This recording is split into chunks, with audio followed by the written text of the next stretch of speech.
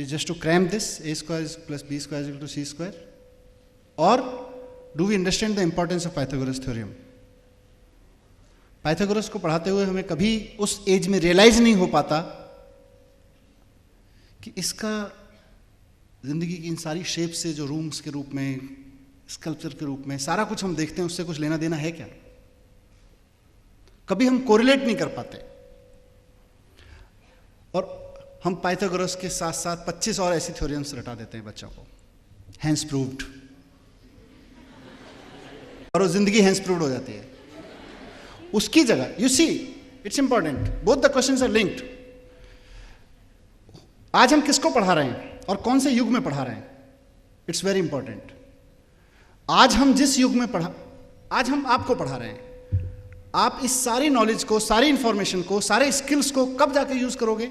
If you are in school, may be after 5 years, 6 years, you'll start, after becoming a businessman, engineer, doctor, whatever you become, you'll start using it. उस वक्त technology कहां होगी और 25 साल पहले technology कहां थी, या 10 साल पहले टेक्नोलॉजी कहां थी?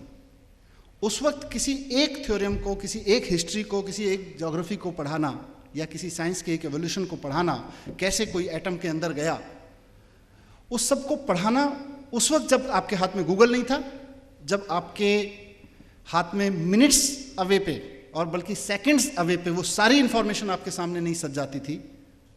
आपको अगर समझना पड़ता था कोई एटम के अंदर कब घुसा था, क्या हुआ था, तो आपको सोचना पड़ता था कौन आदमी है जिसके पास पता होगा, फिर आप उससे बात करते थे, टेलीफोन भी नहीं होता था, फिर आप समझते थे। आज हम वहां से यहां पहुंच गए हैं कि सेकंड्स अवे है, क्लिक अवे है, आपको वो सारी इंफॉर्मेशन जो आपको रटाई जाती है, उसमें से एक इंफॉर्मेशन को पकड़ के आपको ये समझा दिया जाए कि ये जानना इसलिए जरूरी है, इसका ये लिंक है जिंदगी से। अब बाकी इंफॉर्मेशन इंसान की बाय नेचर एक्सप्लोर करता है, वो कहीं भी एक्सप्लोर करना चाहता है। अभी हम उसको रटना सिखा रहे हैं, एक्सप्लोर करना नहीं सिखा रहे। हम 1000 थ्योरम्स रटा दें, 1000 हिस्ट्री की बुक्स रटा दें, 1000 डेफिनेशंस रटा दें, 1000 बार ग्रेविटी से लेके और न्यूटन के फॉर्म कुछ भी सिखा दें, लेकिन उसकी जगह अगर हम एक टॉपिक उठाएं, अभी मैंने कोई इशू आया था 25% रिडक्शन वाला इशू पे, समवन सेड कि आपने हिस्ट्री के 5 चैप्टर्स में से 1 काट दिया, this was very important. I said why all 4 are, other 4 are not important? How do you decide? A, B, मुझे सिर्फ ये बता दीजिए कि युद्ध वॉर के बारे में था, वॉर के बारे में एक भी क्यों पढ़ाते हो?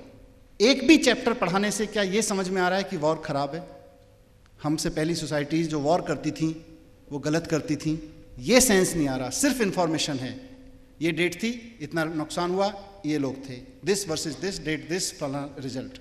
इससे ज़्यादा हिस्ट्री में वॉर के बारे में हम सीखते क्या हैं? क्या हमने किसी जनरेशन में भी वॉर की हिस्ट्री पढ़ पढ़ के ये सीखा कि वॉर क्यों खराब थी? अगर हमने सीख लिया होता तो हमारे घरों से वॉर खत्म हो गई होती। अभी AK-47 सिर्फ भारत और पाकिस्तान बॉर्डर पे नहीं तनी है, घरों में भी तनी हुई है, और हमको वो ठीक नहीं करनी आ रही है, क्योंकि हम वॉर को महिमा मंडित करके पढ़ते हैं। A topic to be learn, topic to be remembered पढ़ के पढ़ते हैं, टॉपिक टू अंडरस्टैंड पढ़ के समझ के नहीं पढ़ते हैं। सो इंफॉर्मेशन एज है, हम बुकिश एज से पढ़ाना चाह रहे हैं, हमको चेंज करना पड़ेगा, वो चाहे ग्रेविटी का थ्योरी हो या आपका इंफॉर्मेशन का कोई और थ्योरी हो। यू सेड ग्रेविटी, बार बार क्यों, जब कर चुके तो? Answer I think I have given कि जब इट्स नॉट इंपॉर्टेंट कि आप ग्रेविटी को बार बार निकाल के देखें। द इशू इज कि ग्रेविटी के निकालने भर से क्या चीज़ें समझ में आने लगती हैं, उस घटना का एहसास है, और उसके बाद का रास्ता हमको पता। हम जो पढ़ाने जा रहे हैं उसकी भूख नहीं है, भूख पैदा करने का सिस्टम हमारे एजुकेशन सिस्टम में नहीं है। आज आपको पता चले एक बहुत बढ़िया फिल्म आई है, क्या करेंगे आप? यू विल फाइंड आउट क्यों अच्छी है, किसकी है, क्या मैसेज है। माने अगर आप कॉमेडी फिल्म के शौकीन है, कॉमेडी ढूंढेंगे, फैमिली ड्रामा के शौकीन है, फैमिली, आपकी भूख है, उस भूख से वो आपकी इंफॉर्मेशन कनेक्ट होती है, फिर आप डिसाइड करते हैं कि आपको मूवी देखने जाना है। बहुत बार आप फिल्में देखना रिजेक्ट कर देते हैं, नहीं जाना है, छोड़ दो, क्यों नहीं सोचते हैं? क्योंकि आपकी भूख से वो कनेक्ट नहीं हो रही है। आपके पास में फिल्म को लेके पूरा एम्बियंस है कि आप अपनी भूख से उसको कनेक्ट कर सकें, आप अपनी डिजायर से उसको कनेक्ट कर सकें। आप ग्रेविटी क्यों समझना ज़रूरी है? जब तक हमारा एजुकेशन पे थोड़ा सा ध्यान उस तरफ नहीं जाएगा, ग्रेविटी हमें हिस्ट्री के चैप्टर की तरह लगती है। ग्रेविटी का हर प्रैक्टिकल हमें हिस्ट्री के चैप्टर को रट के पास होने जैसा लगता है। दैट्स व्हाई आई सेड, कलाम साहब, हमको साइंस को भी कबीर की तरह से पढ़ाना पड़ेगा और कबीर को साइंस की तरह से पढ़ाना पड़ेगा। We have to understand what is science in Kabir theories and we have to understand what is Sufism और what is mysticism in science. वो डिमिस्टिफाई करना पड़ेगा। वही कलाम साहब करते थे। दैट्स वाई ही, जब वो गीता के बारे में बात करते थे तो ऐसा लगता था जैसे फिजिक्स के बारे में चर्चा कर रहे हैं। That was important.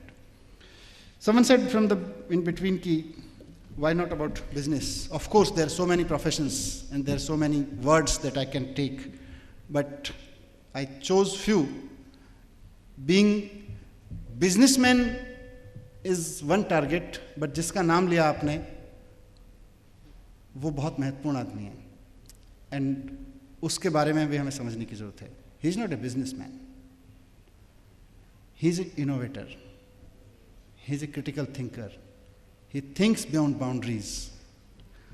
मेरा मकसद ना बिजनेसमैन बनाना है ना एडवोकेट्स बनाना है। मेरा मकसद यह है कि मेरे 26 लाख बच्चे दिल्ली में खड़े होके बियॉन्ड बाउंड्रीज सोचने लगे। जैसा उनको सोचने, रटने, बार बार प्रैक्टिकल करने या किताबें पढ़ने या ना पढ़ने के लिए मजबूर किया जा रहा है, वो उठा खड़े होके बियॉन्ड बाउंड्रीज सोचने लगे।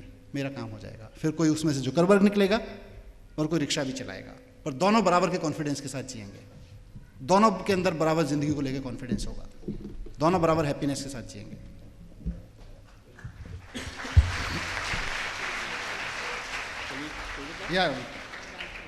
So, just to answer your Mark Zuckerberg question, incidentally, India has become the third largest angel investing company in the world, right? In the third largest country in the world.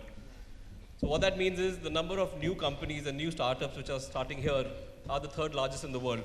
And I like your attitude. And there are people like you and your attitude who will become the next Mark Zuckerberg. And you never know if one of them is actually sitting in this room today. एक छोटी सी चीज और जोड़ देता हूँ। You complete the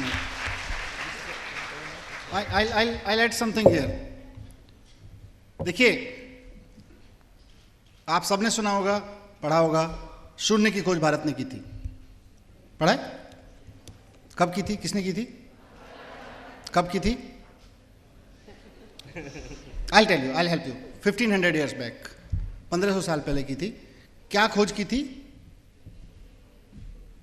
sorry, शून्य की खोज की थी। व्हाट इज शून्य? व्हाट शून्य इंग्लिश वर्ड है जीरो का, या I mean zero English word है शून्य का, या शून्य का मतलब है? व्हाट शून्य का मतलब क्या है? हाँ,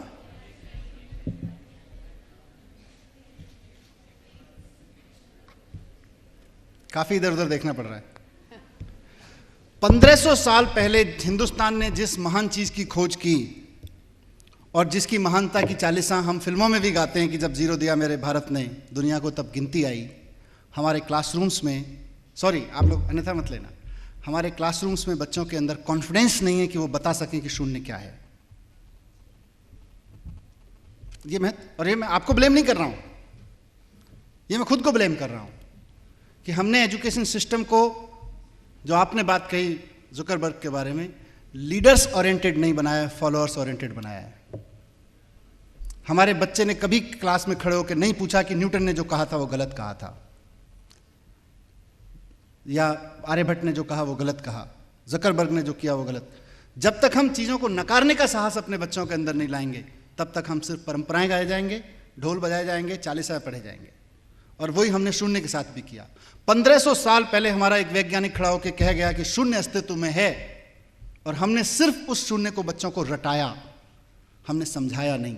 और उसका नुकसान ये हुआ कि आज जिस जुकरबर्ग की आप बात कर रहे हैं वो शून्य की दुनिया में सबसे बड़ा कारोबारी है। उसने उस शून्य में पूरा डिजिटल वर्ल्ड खड़ा कर दिया है। नहीं, उसी शून्य का इस्तेमाल करके दुनिया के देश एक रेडियो वेव से लेके एक मैग्नेटिक वेव तक क्या क्या नहीं स्प्रेड कर रहे हैं। और हम सिर्फ याद कर रहे हैं कि हिंदुस्तान में शून्य की खोज की थी। ये अंतर है।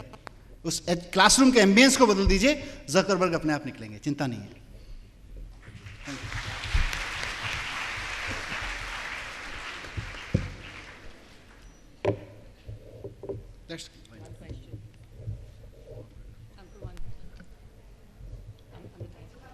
Okay, I believe Amrita has a question. सबसे पहले तो हमारे टीचर्स को ये सोचना पड़ेगा कि टीचिंग का काम नौकरी नहीं है। पिछले 8 महीने के अनुभव के आधार पर मैं कह सकता हूं कि सबसे बड़ी जरूरत यह है कि हमारे टीचर्स को ये समझना पड़ेगा कि टीचिंग का काम नौकरी नहीं है। It's not in and out, it's revolutionary.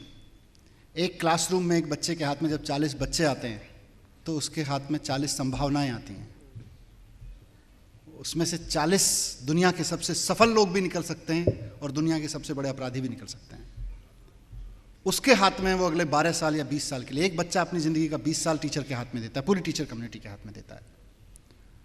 और उस 20 साल में 20 साल की एजुकेशन के बाद भी अगर उसके अंदर रेसिज्म बचता है, उसके अंदर अलग क्रिमिनल बचता है, उसके अंदर का कोई रिलीजियस एलिमेंट जो कम्युनल एलिमेंट है वो बचता है, तो फिर टीचर्स को जिम्मेदारी लेनी पड़ेगी कि हम जिम्मेदार हैं इसके लिए। जब ये बच्चा हमारे पास आया था तैयार होने के लिए, हमसे चूक हो गई कि हम उसको क्लीन नहीं कर पाए या उसको मजबूत नहीं बना पाए कि समाज में फैली बीमारियां उसके अंदर आ जाएं, ना आए। हम उतना मजबूत नहीं बना पाए, वो जिम्मेदारी लेनी पड़ेगी।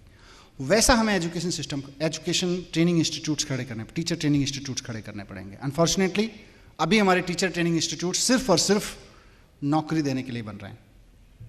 उनका मकसद सिर्फ इतना है कि कैसे अच्छी नौकरी मिलेगी, कैसे अच्छा पैकेज बनेगा, नहीं।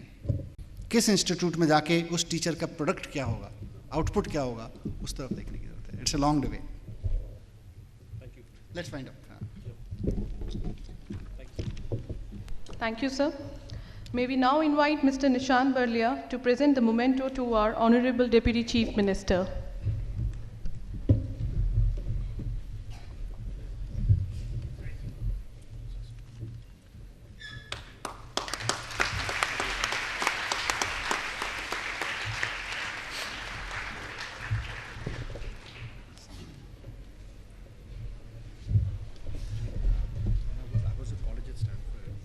May I now invite Ms. Sonali Jain, Chair Via Delhi, to come and take the floor.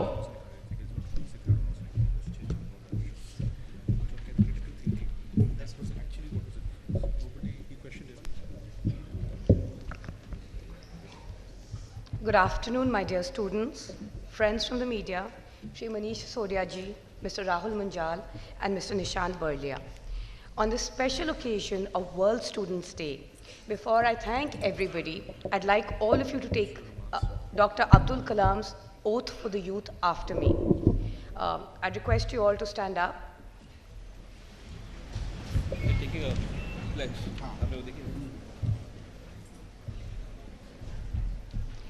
I will have a goal and work hard I will have a goal and work hard to achieve that goal. to achieve that goal. I realize that small aim is a crime. I realize that small aim is a crime. I will work with integrity and succeed with integrity. I'll work with integrity and succeed with integrity. I will be a good member of my family, I'll be a good member of my family, a good member of the society, good member of the society, a good member of the nation, a good member of the nation, and a good member of the world. a good member of the world. I will always try to save or better someone's life I always try to save or better someone's life without any discrimination of caste, creed, language, caste, creed, language, religion, or state. religion or state. Wherever I am, Wherever I am, a thought will come to my mind.